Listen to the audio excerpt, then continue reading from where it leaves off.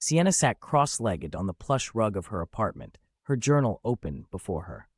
The flicker of candlelight danced across the room, casting shadows that seemed to mirror her thoughts. She pressed the pen to paper, hesitating, as if committing her emotions to words would make them irrevocably real. Her relationship with Ezra had always felt different, not the fiery passion of fleeting romances or the playful games of courtship. No, what they had was deeper, more profound. It was a quiet, unspoken understanding that existed in the spaces between their conversations. The gentle touch of his hand on her back as he guided her through a doorway, the way he seemed to know her thoughts before she spoke them aloud.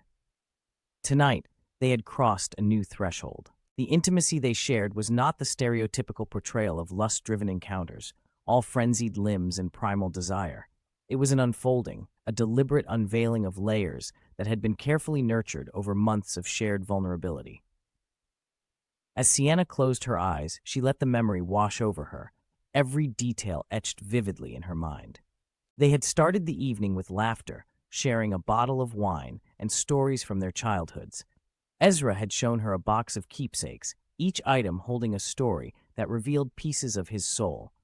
Sienna, in turn, had shared her own treasures, from a pressed flower her grandmother had given her to a photo of her younger self, shy and uncertain, clutching a paintbrush in her tiny hands. These moments, seemingly small, built the scaffolding of trust that made what followed so extraordinary. When Ezra kissed her, it was not a question but an answer. His lips spoke of devotion, a pledge of care and reverence. As they moved together, there was an unhurried rhythm, a dance where both partners knew the steps instinctively. His hands traced the contours of her body, not as a conqueror claiming territory, but as an artist exploring the masterpiece before him. Sienna had always been taught to view physical intimacy as something fraught with danger, a Pandora's box of potential regret and shame. But with Ezra, it felt sacred, an expression of love that transcended words.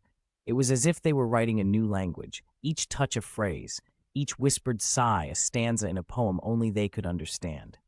Afterwards, they lay entwined, the world outside their cocoon of warmth and quiet fading into insignificance. Sienna felt a tear slip down her cheek, not from sadness, but from an overwhelming sense of being known, truly and completely.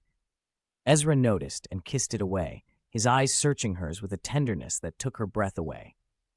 "I love you," he whispered, the words simple but charged with meaning. Sienna reached for his hand, intertwining her fingers with his. "I love you too." It wasn't just the act itself that held significance, but the love it embodied. For the first time, she understood that sex was not merely an act, but a canvas upon which love could be painted, vivid and raw, delicate and powerful. It was a merging of souls, a communion that echoed far beyond the physical realm. Days turned into weeks, and their connection deepened.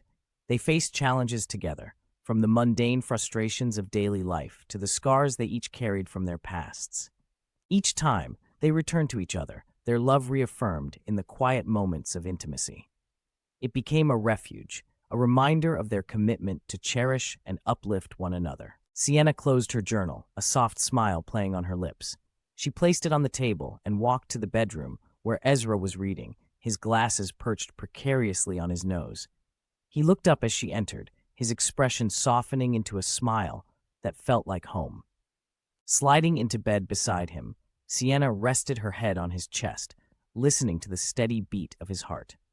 In that moment, she felt the profound truth of their love, a love that spoke not only in grand gestures, but also in the quiet, sacred language of touch. Sex, she realized, was not a thing to fear or trivialize. It was a form of love, an intricate dance that wove two souls together, creating something beautiful and enduring. And in that truth, she found peace.